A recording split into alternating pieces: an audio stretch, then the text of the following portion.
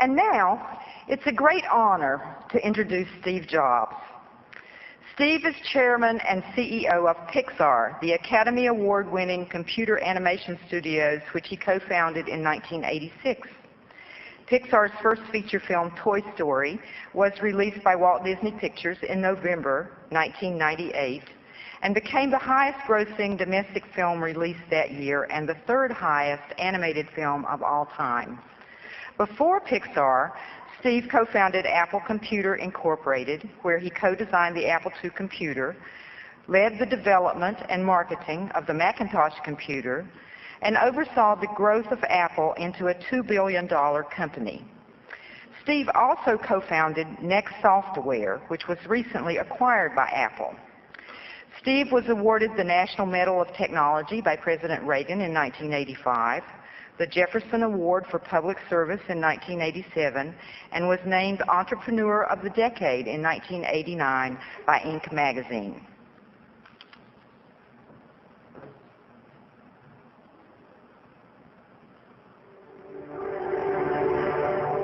Here's to the crazy ones, the misfits, the rebels, the troublemakers, the round pegs in the square holes, the ones who see things differently.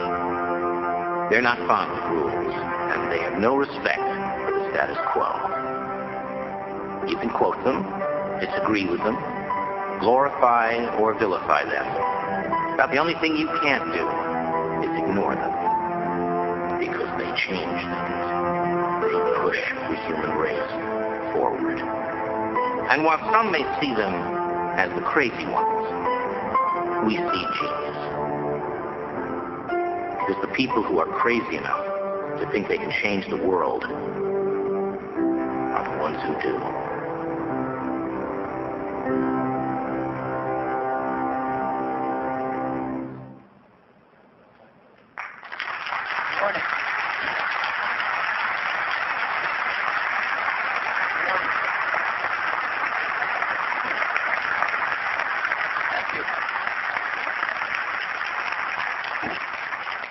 So when we got the invitation to come speak to you today from Brian, we asked him if he'd like us to bring a real razzmatazz presentation up and wow you. And he said, no, what I'd really like you to do is come up and do a fireside chat.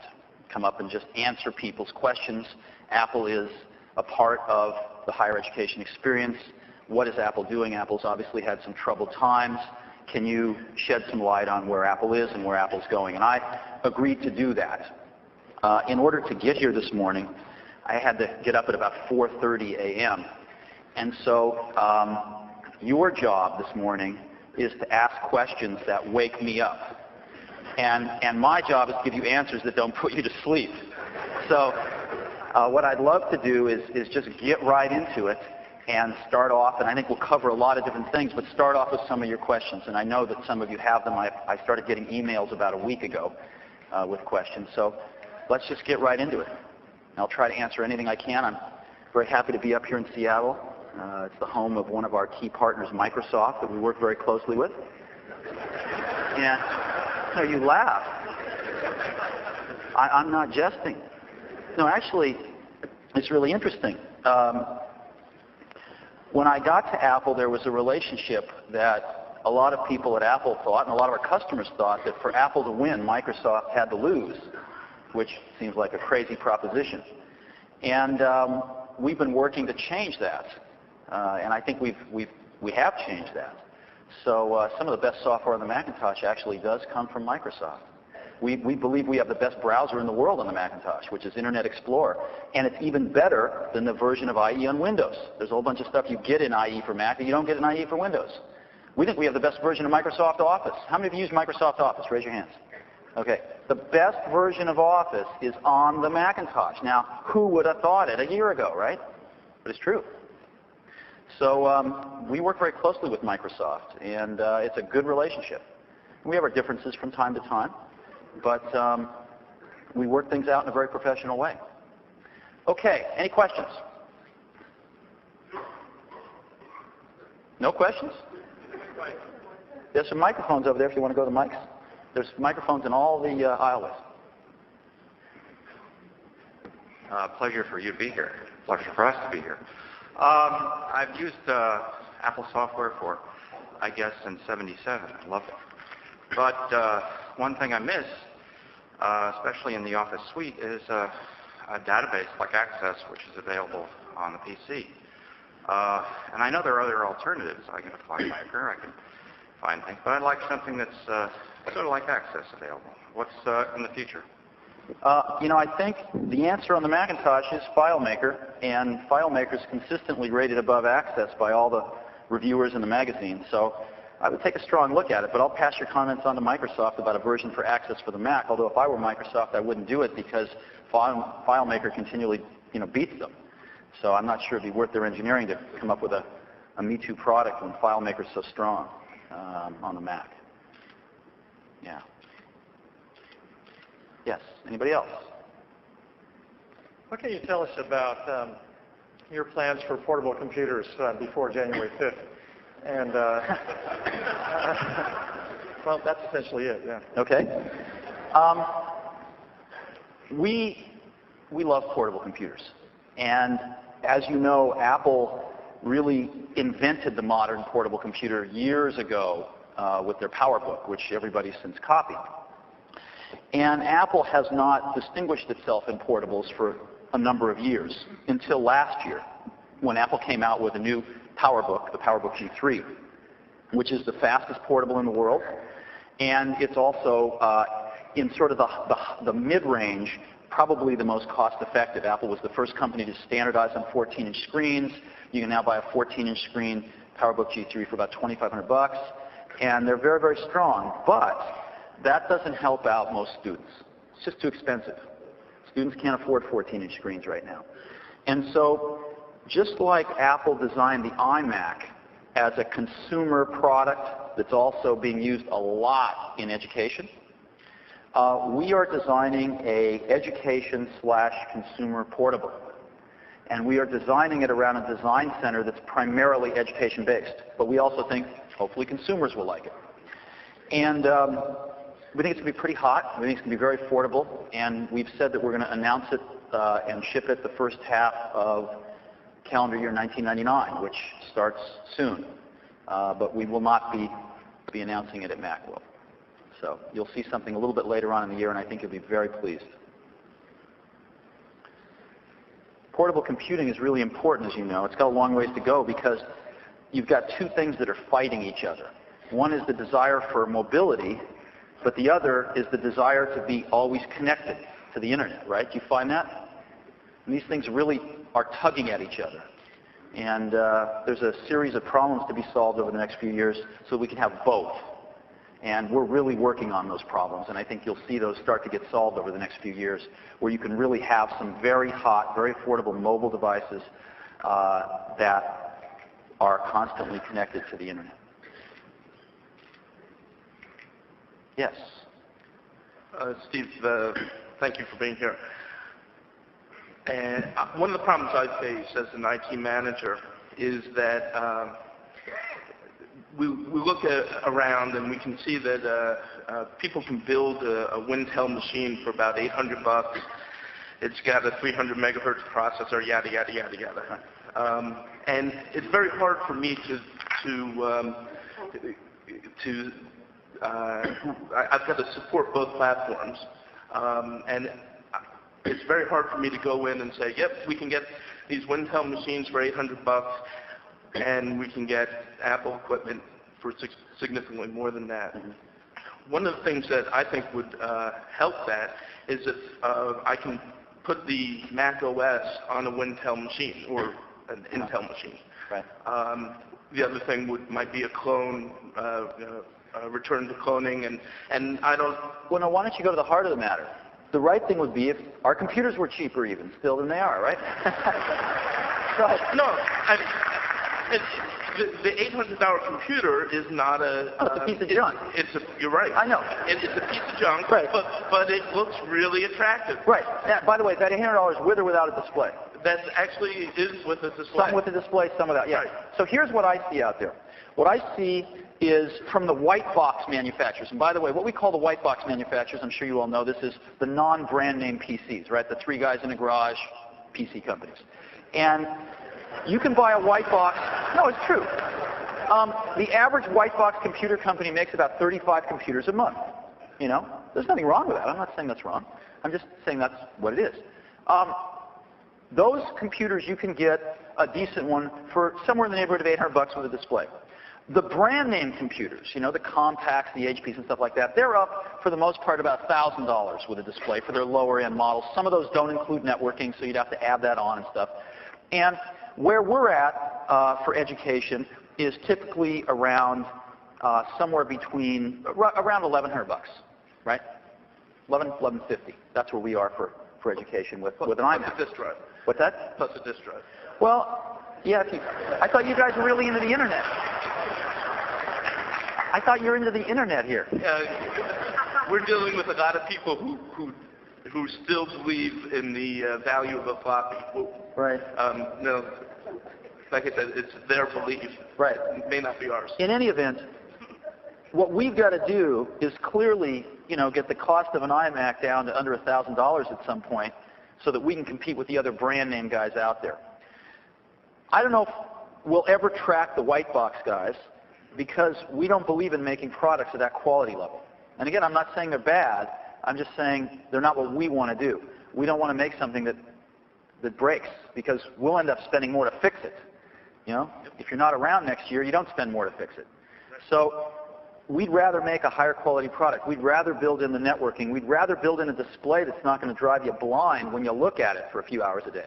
You know, very high quality. We'd rather build in stuff like that to make a very high quality product. So what we're trying to do is get the cost delta between sort of a lower quality product and a much higher quality product to be a lot less. And I think the iMac for Apple represents a breakthrough. People have been paying $1,700, $1,800, $1,900 for that functionality from Apple, and all of a sudden in higher ed, as an example, it's like, you know, $1,100, right? And our goal is to drive that lower and lower every single year to where maybe there will be, you know, a $100 delta over the white box guys, but you'll gladly pay that $100. So that's our strategy. And I think we're going to get there a lot faster than worrying about trying to run Mac OS on these white box Intel machines. I think the problem is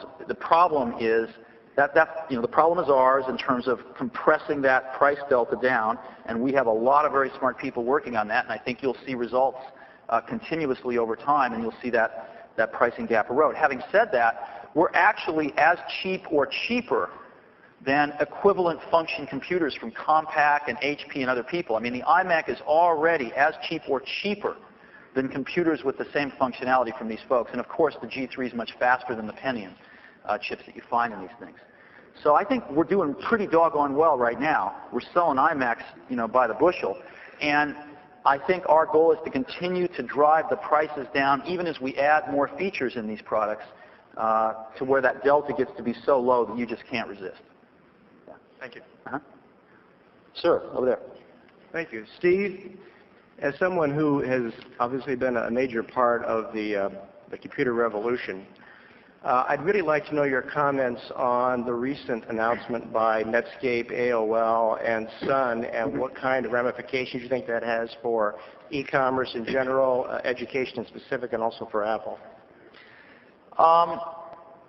Well, as you know, Netscape was acquired by AOL.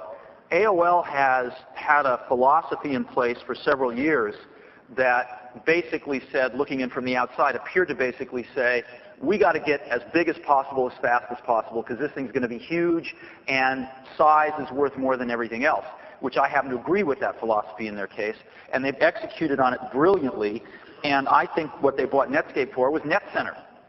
Right? NetCenter represented a tremendous number of new customers for them that are getting to the internet not necessarily through their access method, their ISP, the AOL service.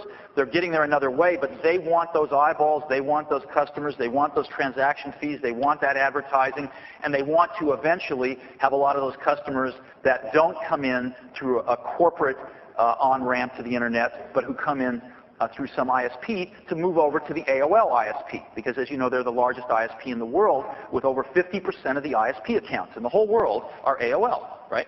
So they would like to pull those customers in. It appears from the outside, though, when AOL looked at Netscape, there was a part of Netscape that they really didn't want to buy. And that was the part of Netscape that happened to be making all the money.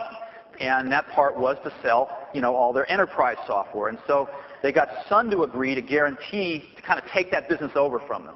Even though Sun doesn't own it, Sun's made some massive guarantees to resell, $1.5 billion worth of the software over the next few years.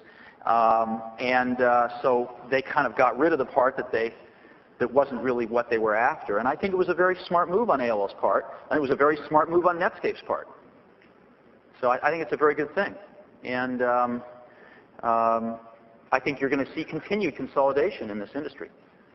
So we have a very good relationship with AOL, and we think it's just fine. Yeah. In terms of education and the internet, of course, most educational institutions are getting direct on-ramps onto the internet, as you know. They don't go through an ISP. They don't pay $20 a month per person. They just get a nice big T1 or T3 onto the internet. And higher ed, of course, has led the way. Higher ed, of course, basically invented the internet along with DARPA. So higher ed pretty much, this is something that's far from higher ed's concerns, I think, because higher ed's already on the internet. Yeah. Wouldn't you agree? Or do you think there is some issue? No, but at home, students are now beginning to get on the internet for their own education, right, outside the system. Right. Yeah, that's a good point. I know one of the other things that we're looking at very seriously, and of course AOL's looking at very seriously, and others are too, is how do we provide users in the home a much higher on-ramp to the internet? And the two competing technologies right now are cable modems and sort of a consumerized form of something called DSL, called G-Lite, which is fundamentally a technology that would give you approximately 1.5 megabit download, 384K back up, and very, very simple to plug into at your home, run over the same wires as your telephone. You could have a telephone conversation simultaneously with computer data flowing back and forth. And that's going to start to become real around this coming summer. So with cable modems and DSL coming out and starting to get robust around this coming summer, I think for about $50 a month, you're going to be able to get a much higher speed internet connection from your home. And I think that's going to be offered by a lot of the regional Bell operating companies, as well as through companies like AOL. Yeah. Yes, sir. From one point of view, it seems like we're moving backwards in the internet arena. I don't know if you've heard the term balkanization of the internet. It's a fairly new term where, in a sense, a lot of the major players, the major carriers are forming closed groups and not peering with each other. And we're losing this public benefit internet that we had early on. Do you see any of that? Do you have any comments on that? No, I'm actually ignorant of this phenomenon. Well, that's an easy question then. Yeah, I'm sorry. I don't see that. I know that a lot of people are building their own backbones to move to move some form of data or another around the country in a way that is more predictable than the internet. So as an example, if you want to broadcast multimedia, it is not particularly, the internet does not do multicasting yet.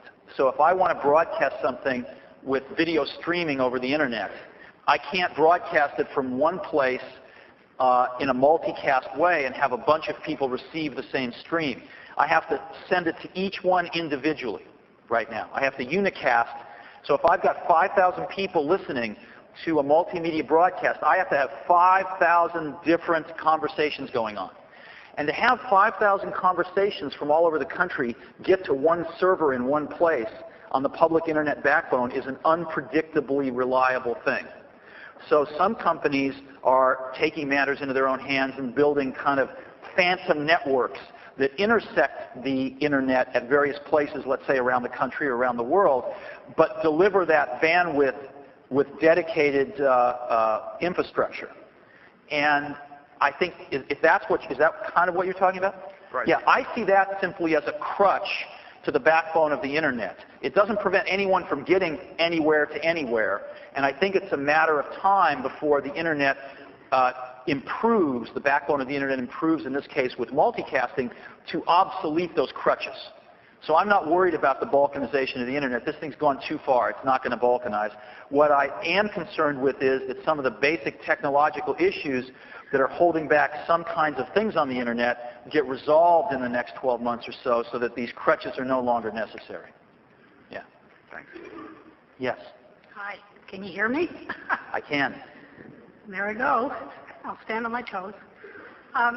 Stephen, you've been asked a lot of what I would call technical questions, and I'm more interested in, given that this is an education conference, a more, I guess I would call it a philosophical question.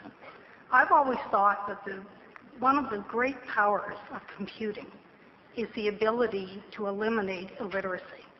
Uh-huh. You know, because you can control the content, you can control the quality, and you can spread it out all over everywhere. And I've had a lot of people ask me all over the world if that were possible, and many years ago it wasn't, but now it is. And I think that that issue has tremendous social, political, and economic implications. Now, I come from Canada, so with our currency these days, I feel like a third world country, but that's true. But the fact is, if I look at our native population, or even some of the provinces that are not as advantaged as Ontario, I know that we could take computing power and improve the literacy of our children. And I'm very interested in your personal opinion about that, and also the opinion of Apple as a company that's been involved in the education business for a long time. Yeah. You know, there is some software, there's many kinds of software approaches to teaching reading. And some of them have proven to be moderately successful. And we probably sell lots of computers to have that software run on, since most of it was written and continues to be advanced on Macintosh OS. But after seeing a lot of schools and traveling a lot of places and having some kids myself and watching them learn how to read, I do not believe it is a problem that has a technological answer. I believe it's a problem that has a human answer. And I think when we all attacked this problem, especially in K-12 20 years ago with computers, we really thought that technology was going to be a miraculous substitute for parents and teachers and augment them. And it turns out, the more you look, the more you see, the fundamental basics of the situation are really what's important. You know, the fundamental basics of how much time do kids get to spend with their parents day in and day out. How much time do kids get to spend with their teachers day in and day out. These very simple things of student-teacher ratios, right? Of parent-kid ratios, you know? These are the basic things that our society has to tackle. I've been to villages in the outskirts of India that had higher literacy rates than some of our cities, you know? So it's not a technological problem that we face here, and I think we do a disservice to ourselves and to some extent to our technology if we try to make it be so simple. It's not so simple. And I don't have any magic answers, but I know that it's not as simple as we thought it was 20 years ago, and the computers are not going to charge in and solve those fundamental problems, because I don't think they can. Once those problems are solved, I think computers can take us to amazing places. But they're not going to substitute for those basic things that we as a society have to figure out how to provide in a better way in many places than we're doing right now. So, yes. Steve, I'm very interested in finding out your, the motto for Apple is Think Different. Right. And what do you see as Apple's vision of how Apple can change society and higher education in a way that is distinctly different from your competitors? Well, you know, I mean, Apple had to think different because it had a near-death experience, right? You know? I mean, Apple was going to think bankrupt if it didn't think different. So, believe me, near-death experiences tend to prioritize, you know, your values, and they tend to prioritize what you're going to do. And that's what happened at Apple. A lot of stuff that people thought was important just completely crumbled. And we had to ask ourselves, what's really, really important to us? And to the folks running Apple and all the folks working hard at Apple right now, the thing that's really, really important to us is making great computer tools. That's what we want to do. And that spans hardware and software and communications and you name it, but making great computer tools. And great's a complicated word, right? Doesn't mean great at any cost. There's balances. But we want to make the best computers in the world. And a corollary to that is that we think computers ain't so good right now. You know, it's just at the beginning of this whole thing. We tend to think it's a very mature industry, but it's not. It's right at the beginning. And the products that we have right now, and you know, I mean, Windows, Macintosh, all of them, they're okay. They could be so much better. And so we're starting out to make them that much better. And we're starting, of course, with the physical computers themselves because that's the fastest thing to change. Software takes longer. And we're saying, well, Apple was last in communications built into its computers, you know, 18 months ago. Right? Apple was last. If you stack ranked everybody, the stuff that Apple had available and built into its computers was probably the worst. We now are equal or better than anyone, and within another year will clearly be the best. Because we felt that computers, in addition to being computational devices, are enablers of communication more than anything these days, and building in communication technology and seamless technology is going to be very, very important. So we're putting a lot of energy into that. We decided that what computers look like and how they work mechanically was really important to people. So we've tried to invest a lot in starting to make computers look much better and function much better and not have 300 cables coming out the back, et cetera, et cetera. We believe in ease of use, always have. And we've done a lot of things on the physical side. You'll see us do even more on the software side. The whole ease of use revolution kind of stalled. And everybody's just doing what we did 10 years ago. Matter of fact, it's gotten more complicated because as the functionality's gotten more complex, we've just stuck warts on the side of what we had 10 years ago instead of rethinking everything. You know, when the UIs that are in use today were thought out at Apple, you know, a dozen years ago or longer, I mean, communications wasn't a reality. You know, local area networks weren't a reality, much less the internet. What does this mean for a user interface? You know? And you have people attempting to describe what that might mean. Microsoft trying to merge the browser and this and that, and we don't think any of it's really any good yet. So I think we have a chance to really continue that ease of use revolution as we go forward. And lastly, we're really big on making computers our friends can afford. And not all our friends are Larry Ellison. So we've got to make computers that are really affordable. And I think that's another place that Apple got really off track, and we are just driving that really hard. So we've got great operational excellence coming back to the company. I don't know if you know, but last quarter we actually had better inventory management than Dell, which is considered to be the best in the industry. So, and then you'll see that continue, I think. So I think we are bringing back excellence in a lot of areas in the company and focusing on making the best computational products we can, not just ourselves, but with our partners, you know, like Microsoft, like Adobe, like, you know, 10,000 other software developers out there, and with some hardware partners as well. So that's what we're trying to do. And I've always believed that if you manage, I mean, I was told this by one of the wisest business people I've ever met in my life.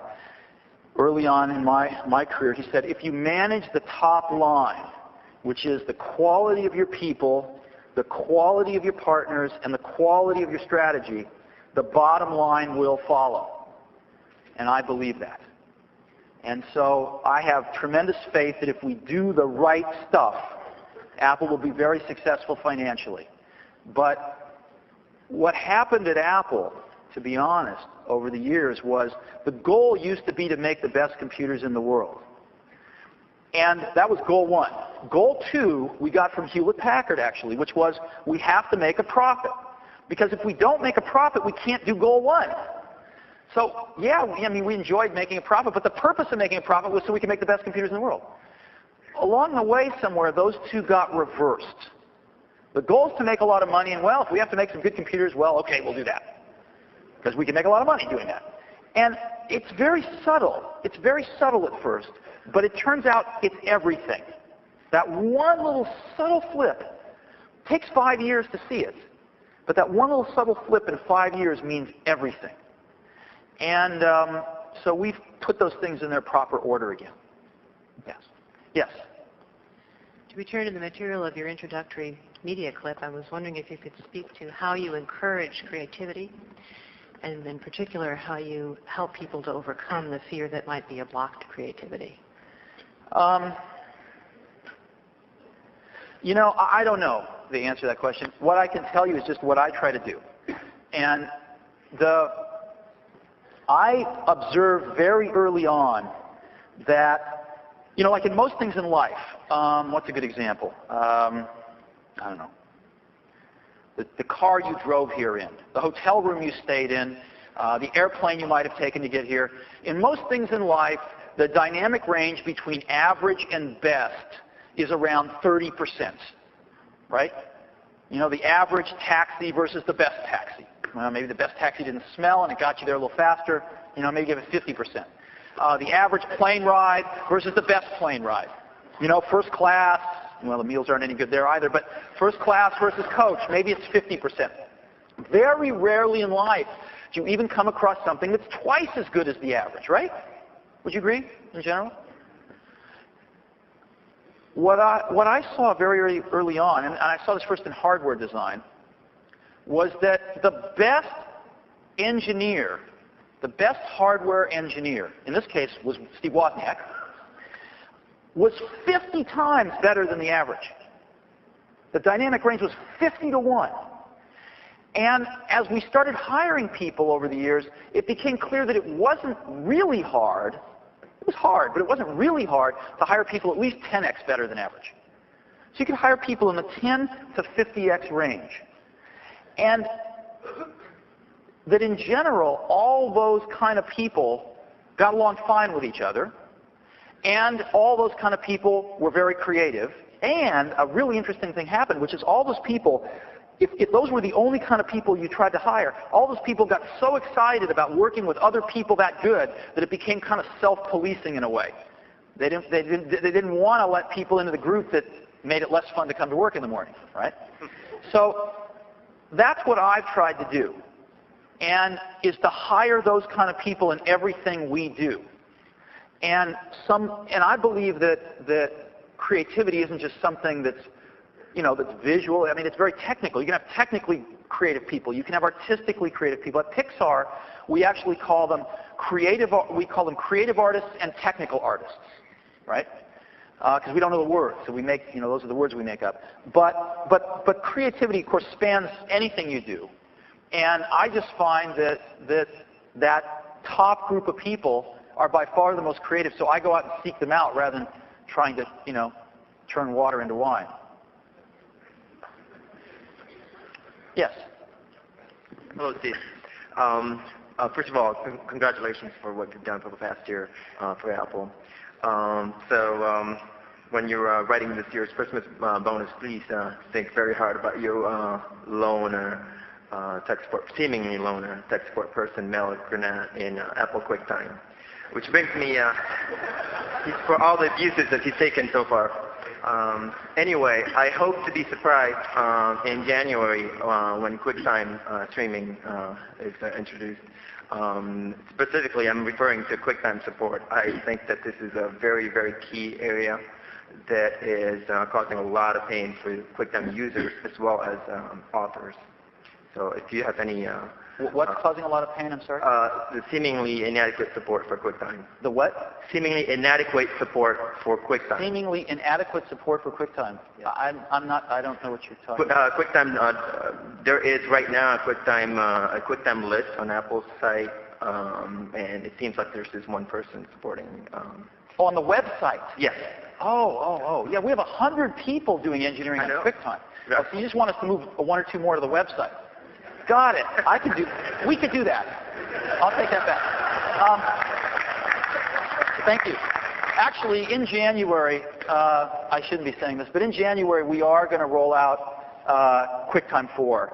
And QuickTime 4 has live internet streaming that's better than you've ever seen before, and you're going to be really happy, I think. It's really good. Yeah, hopefully it'll be, some of the improvements will reduce the number of help support calls to Apple. Thanks. Yes. Stephen, one of the hot new buzzwords that we're hearing in a lot of different industries, a lot of media industries and IT, information technology, is convergence.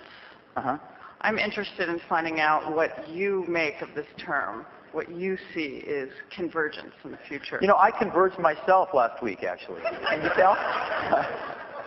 I don't know what it means. Here's what it means. What it means is your television's going to make toast. You know? That's what it means. So, I don't know what these people... Look, what is the most successful consumer product in the last 10 years? Microwave. I heard that. What else? What's that? Cell phone. VCR. No, you're all wrong. Thank you for playing. It is. It's the PC. Okay? And here's all these PC companies running around looking for a consumer product when that's what they make. Right?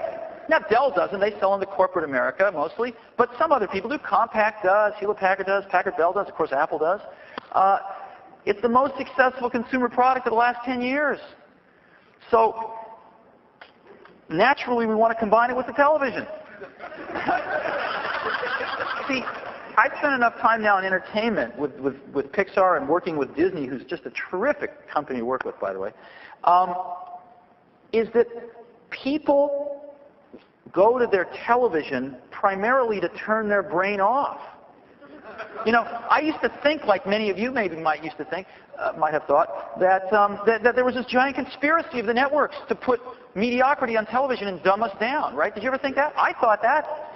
I thought it was a giant conspiracy to rob the American populace of their mind, if not their soul. But I then found out the truth, which is far more depressing,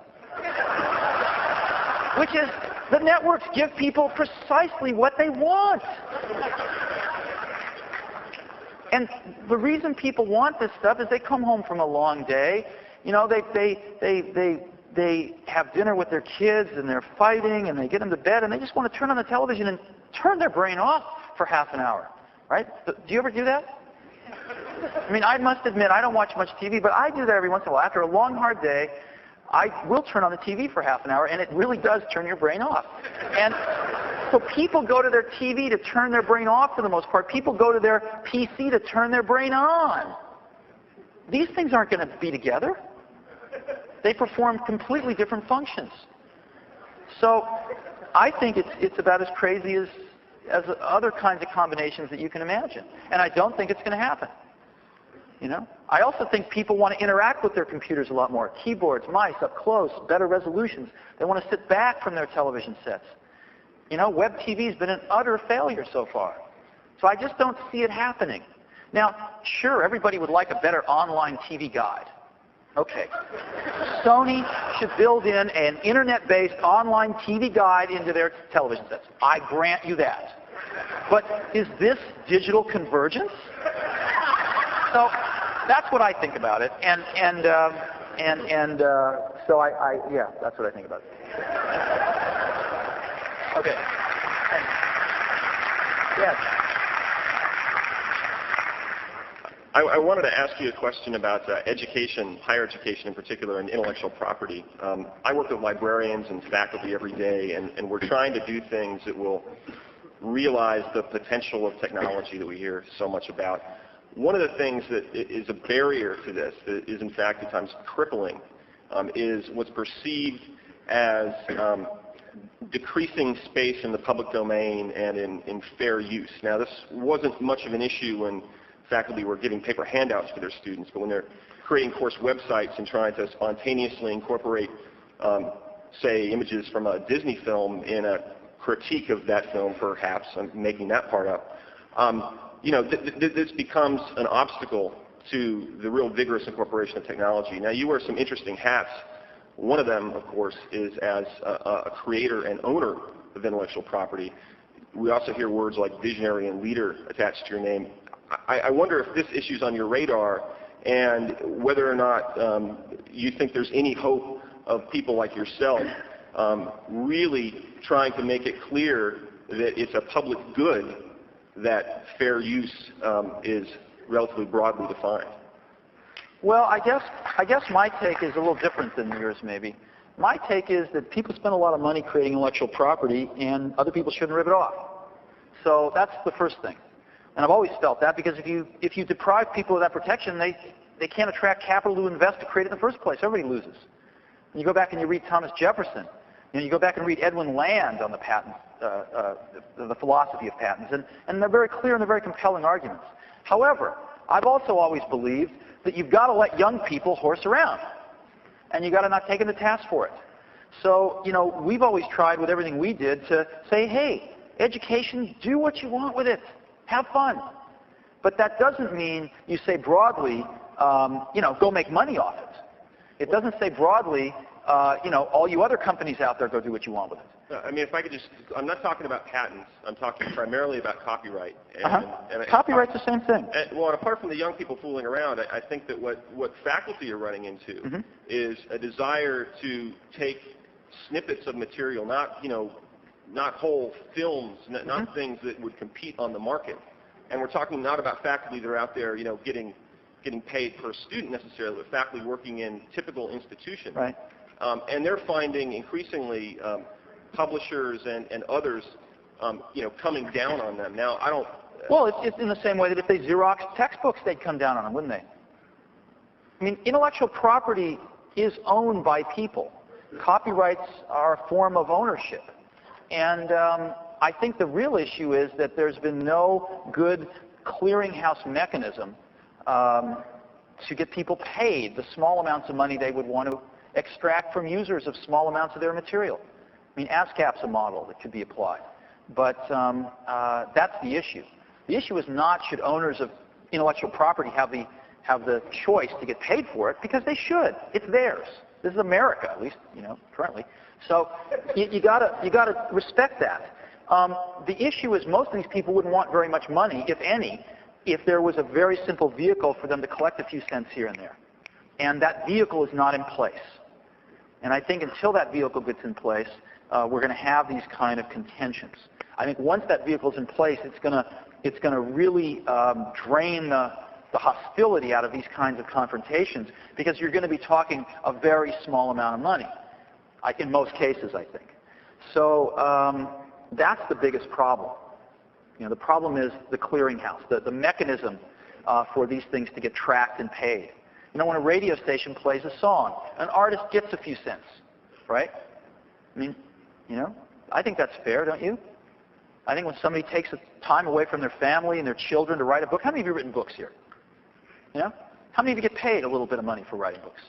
Do you think it's fair that somebody just stops paying you because we have this thing called the internet instead of the printing press? I don't think so. I think if somebody's going to take time away from the rest of their life to write a book that they think is of value and somebody else thinks it's of value, they ought to, and the person that owns it doesn't want to give it away, they should receive a little something for that. And I think our problem is a constipation in how the buyer and the seller interact on very small quanta of intellectual property transactions. Right? Yeah. Yes. Hi. I've been around the administrative computing longer than I'd like to admit. But during that time, I've seen telnets. I've seen dumb terminals. I saw the desktop computer, and the first one I got was a Mac Plus, but I used telnet. Then we heard about client-server, and client-server came, and we discovered that it was impossible to really service all those clients. Right. And now we're headed back to the thin client.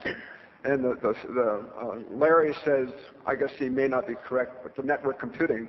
But we're looking at perhaps a browser being the operating system, and that's the way we access information.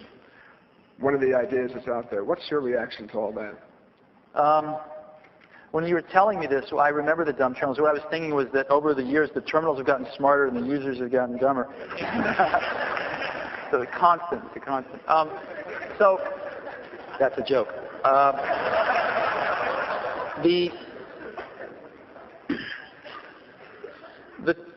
The trade-off one makes is in terms of interaction. One can have a thin, quote-unquote, thin client, and we'll explore that in a minute today, and one can get some benefits from that. Having an application run only on the server is a plus in some cases. You don't have to administer a zillion copies on the clients, et cetera, et cetera. And the clients can be anything, and they can be things we haven't thought of, and basically, there's some real advantages to that. However, if the client really is going to be thin, the interaction is going to be not very dynamic. And so the more interactive you want to make these applications, the more that approach doesn't work. And the more you have to go to a thicker client, a la Windows, a la Macintosh. Now, what the thin client guys are doing about that, since of course they lust after more dynamic user interfaces, is they're making their thin clients thicker, right? I mean, the Java release that just came out, they call it Java 2, it's like 5 times bigger than the release before it. It's huge now. So, you know, you can, I don't know how you call it a thin client with 15 pounds of stuff in the bag, you know? So it's just, when does a thin client stop being a thin client? I think we're on the verge of that now. And so I think that's the technical and user interface trade-offs there. And I think that for some types of applications, it's worth the trade-off to give up a great user interface, right? Like on the internet. It's worth it for a lot of things. In corporations, some of it's worth it. Some of your administrative apps are simple enough that you don't need a dynamic interface. And they're used repetitively enough that, you know, you can afford to train people how to use these things, which is one of the consequences of having a less robust user interface. But for most things people want to use these days, the thin clients aren't quite thick enough. And that's the challenge. That is the challenge. So, yes? Hi. I would endorse what you said about the computer not being the way to learn to read. There's another technology for that. It's books. And actually, I'd be interested in the complementary nature of the internet as a way to follow on to things children have become interested in, and adults get interested in for continuing ed. The gateways. How do you look at the future of, of gateways and the various type of shopping mall approaches to finding out about things? Well, first of all, the internet is phenomenal. I mean, the internet will clearly go down as the most important thing of the last 20 years of the century in terms of computing, and maybe even in terms of things beyond computing. It's huge. And I don't know if how many of you have sat down with your kids in front of a computer and actually explored a topic on the internet. But for all of those that, you know, you have done that, it's phenomenal. It's really phenomenal. And it's chaos, but it's a sort of wonderful chaos. And it takes a little longer to find stuff than you'd like, but that's okay, especially if you're sitting there with, you know, one of your kids or somebody else's kids. So that part's great. What's not so great is that in that free-for-all, there is no trusted advisor. You know, if you go out and you ask, well, what is the New York Times? I mean, I can get all of the news that's in the New York Times, for the most part now, from other sources on the internet. Why would I ever get the New York Times? Well, because not only do they edit it for me, not only do they sort of condense it for me, but more importantly, they judge what's important. They have an editorial point of view that I, let's say, trust, although I trust the Wall Street Journal. I trust them to tell me what's important in a concise way, and I trust them, even more important, to get rid of the stuff that they think is not important so that I can focus on what's important. It's an editorial point of view that I, as a consumer, trust. Those editorial points of view have not emerged much on the internet yet. As an example, for a parent, where can I go for an editorial point of view that I trust? I don't want my kids seeing certain sites. I want things organized in certain ways. And those things haven't emerged, and I believe they will emerge because I believe people will believe there's value in them. And I think you're starting to see that on a small scale, and I think you'll see that on some larger scales as some of the big players get into this in the next few years. So that's where I think we are today. But of course, it's incredibly fantastic right now. It's like the Wild West. You know, but some people got killed in the Wild West. So the gateways, though, for instance, as Yahoo improves or elaborates itself, same with AOL, same with anybody who's got the front page attention of the searchers. I actually think we're entering a period where it's going to get boring from that point of view. I mean, have you noticed all of these portal sites? Do they look the same to you? You go from one to the next to the next to the next. They all look exactly the same. So what's the future of the market? What's that? What's the future of that market? I don't know, but I know it's not having 7 things that all look the same. You know? I think there's going to be some real opportunity here as the first wave of this thing consolidates and everybody thinks it's maturing, same as the computer industry, and yet everything's going to look the same as the computer industry. It's going to be the same as everybody making beige rectangular computers. You know? I just slap a Dell logo on or a Compaq logo on or a Gateway logo on or HP logo on. They all look the same. They all do the same thing. The world doesn't need that. So I think we're starting to see that same thing with internet portals.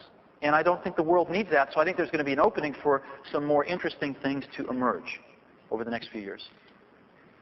Yes? Thank you. First of all, congratulations on your successes at Pixar, Toy Story, and A Bug's Life.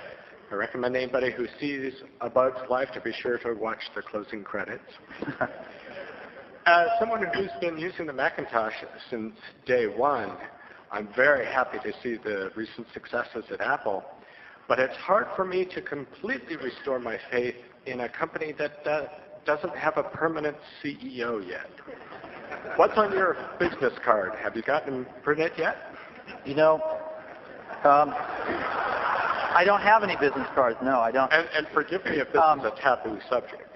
No, it's not a taboo subject. You know, I was hounded with this all through last year, the second half of last year and early this year. And, you know, there's been a lot of issues and challenges on our plate. And, you know, you go to work at 7 in the morning, you come back at 8 at night, you're drained, and then, you know, you get 10 emails talking about what's your title. And I decided, I was actually up and I was brushing my teeth one morning. I looked in the mirror and I decided, Steve, this is not your problem, right? You know, I talk to myself sometimes when I'm brushing my teeth. And this is not your problem. This is somebody else's problem. I have enough problems right now. So I decided that I wasn't going to think about this for a year, right? That was in late January, and I'm not going to think about it until sometime early next year. I'm just not even going to think about it. And if other people have a problem with that, I apologize. But it's not my problem. And so I'm doing, I mean, we all do the best we can. The other thing I really want to say here, though, is, you know, everything I've done in my career is a team sport. And there's 2 types of things you can do. You can try to go be Michelangelo and, you know, or you can try to be part of a team and do things as part of a team. And I picked the latter one, and I get to go to work every morning and hang out with these really great people. Most of them are much smarter than me. And we get to collectively try to do things, right?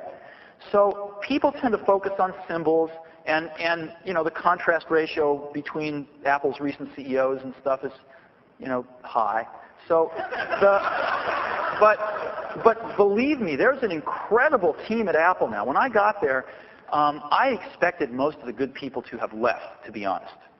And I was incredibly surprised that a third of the people were like A to A+ players. I mean, the kind of people, these 10 to 50x people, the kind of people that you kill to hire.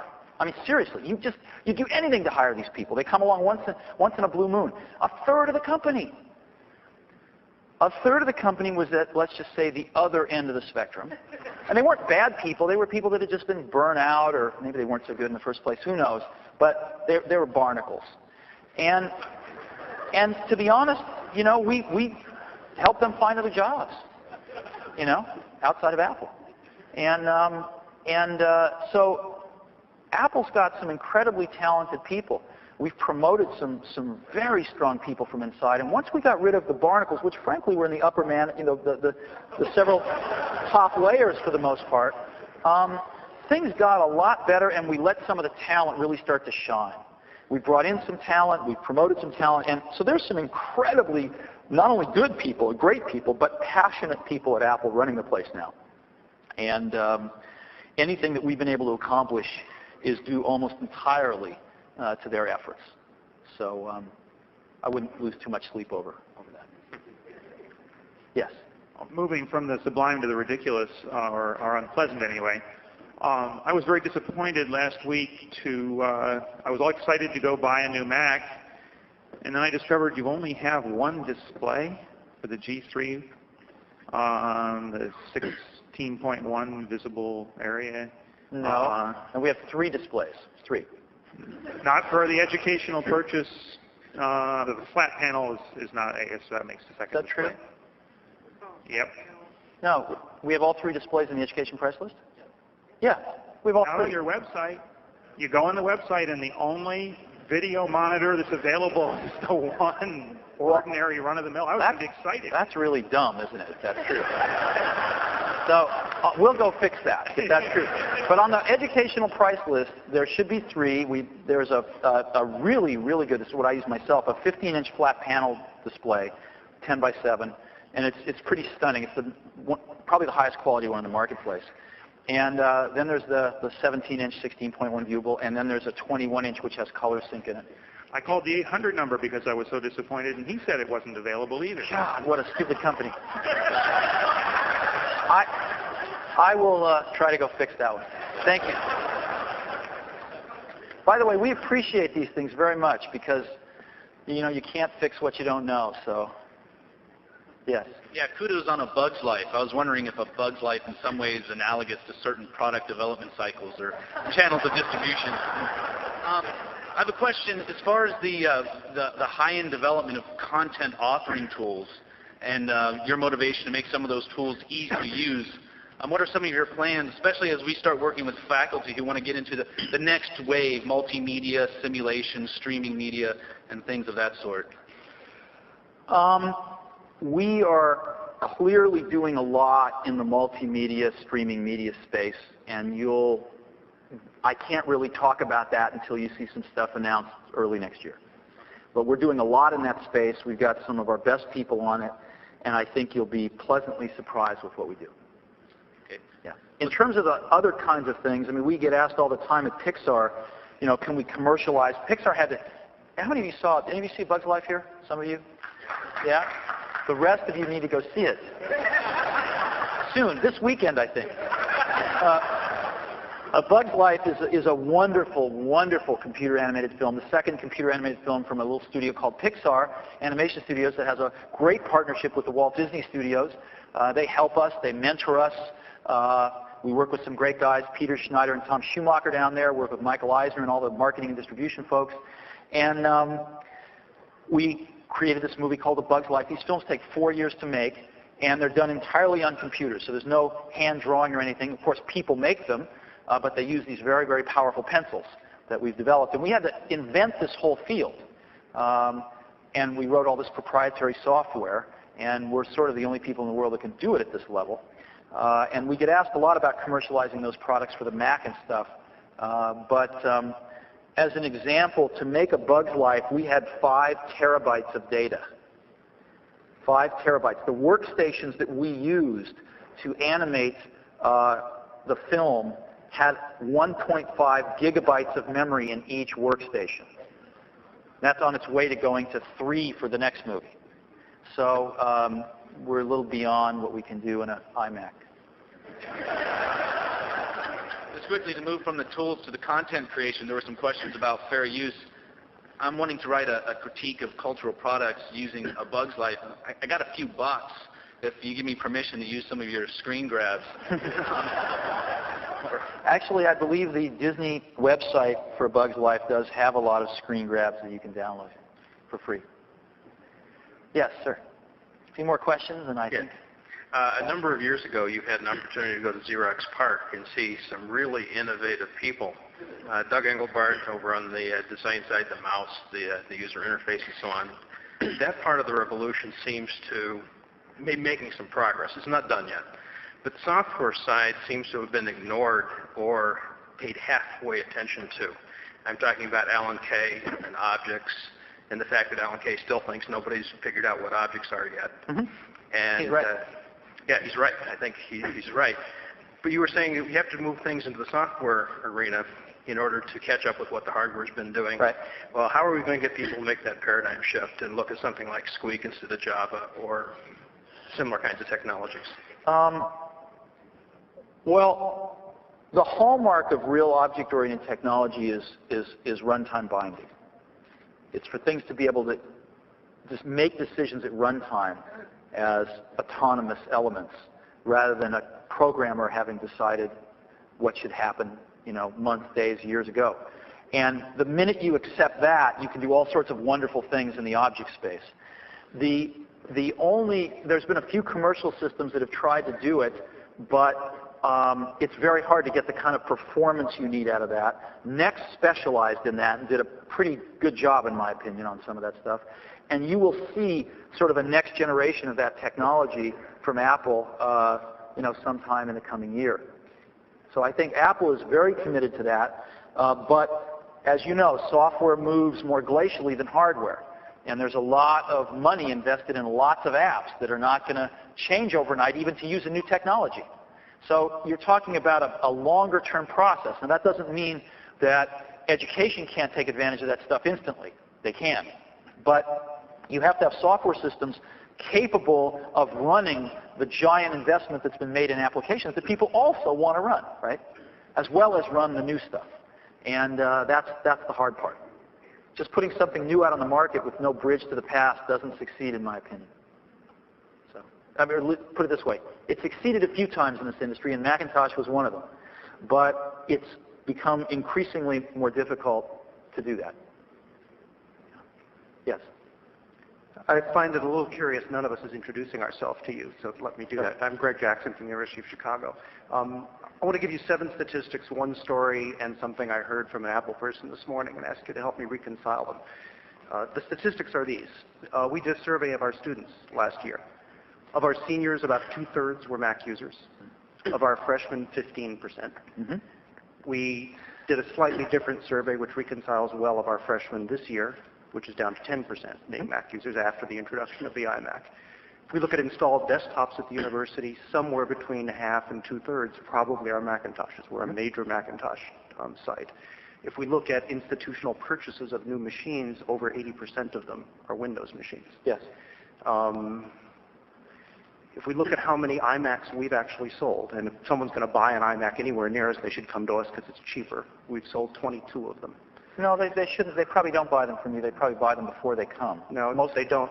Nobody brought an iMac with him or her this year. That may be. 0. And there's $100 cheaper, so if you're there, they buy. We sold 22 of them. Right. Of those, 12 are at our K-12 school that we own. Yes. Of those 12, 6 have been dead since the day they were installed, and they're out of service.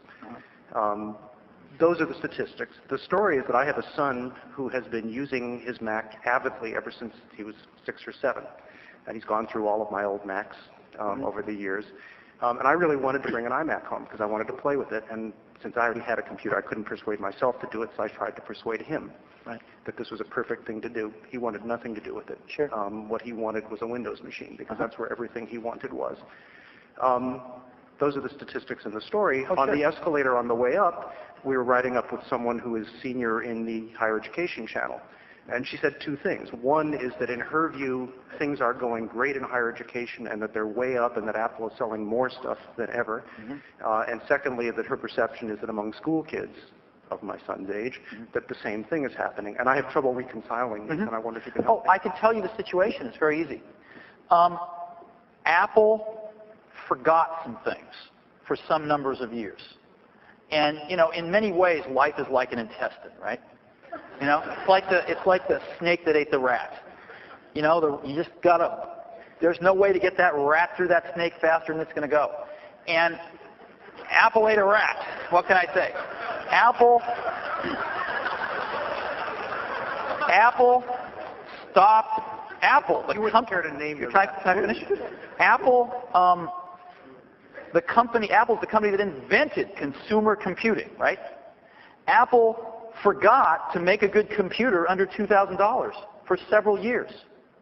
Apple forgot that games were important, right? You know how many of the top 10 games last year ran on Mac last Christmas? How many? Zero. Zero. Can you believe that? What were they thinking? Zero.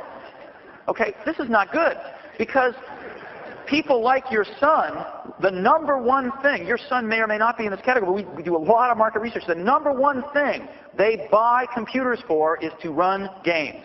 They want to trade them with their friends. They want to talk about them with their friends. And if you don't have any of the top 10 games in your computer, you are absolutely the most unhip computer in the world to kids. Right? That's what's happened. Okay, massive efforts are underway. So, and it is true, by the way, that Apple's selling more computers than ever into higher ed and more computers than ever to kids right now. But that's not what you're talking about. What you're talking about is something more fundamental that scares all of us. What scares all of us is that Apple got unhip with kids for several years. And we've got to bring that back. It's not about better marketing. It's about better products. And so what you're going to see is this Christmas, right?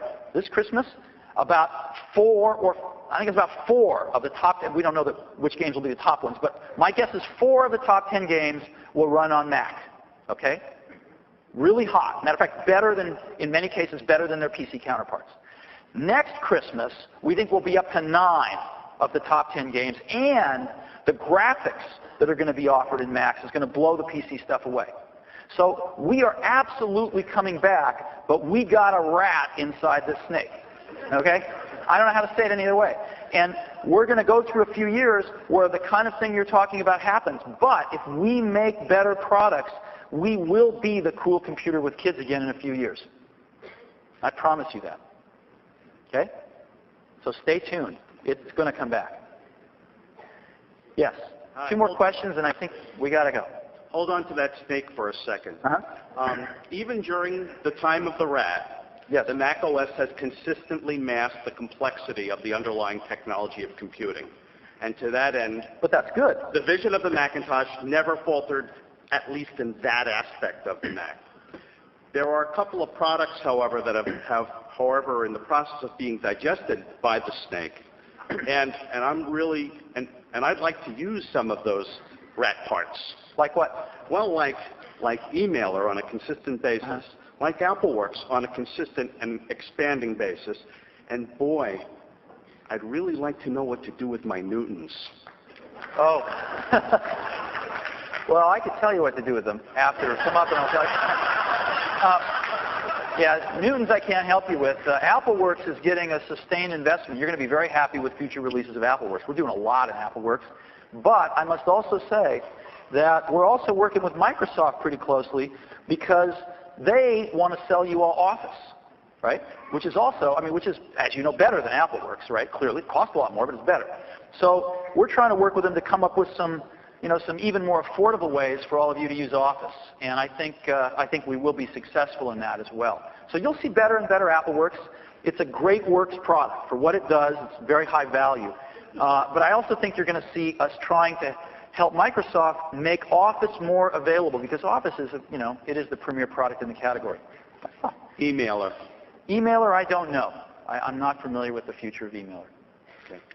There's also been some rumors about us canceling HyperCard, which are totally bullshit. Thank you. Yeah. Okay.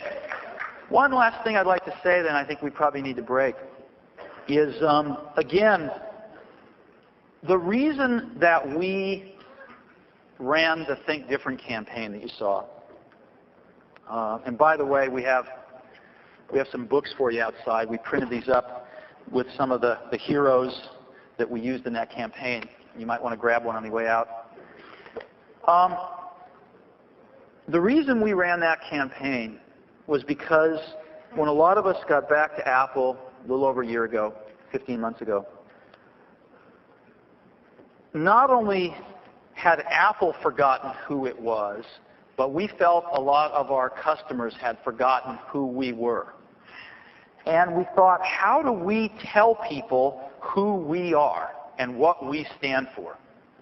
And we thought about this a lot. It's not an easy problem. And we decided that the best way, or one really good way anyway, to find out a lot about somebody is to ask them who their heroes are. Don't you think? You can learn a lot about somebody by learning who their heroes are. And because what that tells you is what they value. So we decided that the best way we could think of to tell people who we were and what we stand for is to tell people who our heroes are.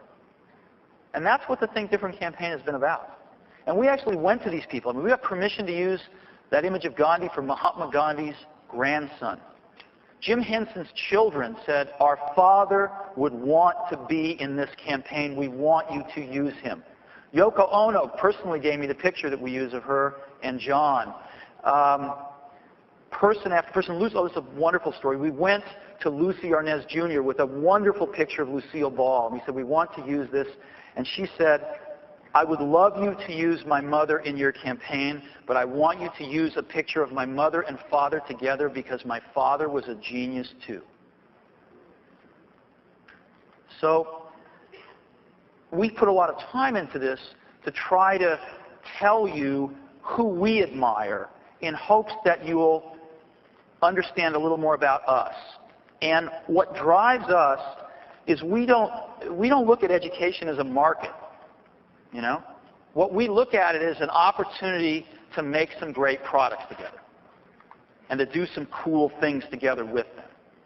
And we're excited about education. We're trying to wade back out into education rather than just sell computers, which is what I'm afraid things degenerated to for a while. And we're really excited about it. So we're constantly interested in new things we could be doing. Most of the great ideas in computing have come from higher education. We want more. We want to wade back out into higher education, hire your best students, you know. We want to do the coolest projects with you, and we want to make the coolest computers for you. And we have to know what they are in order to do that. So I hope you're going to see more of us. I hope we're going to be more curious. I hope that when you tell us something's broken, we listen better.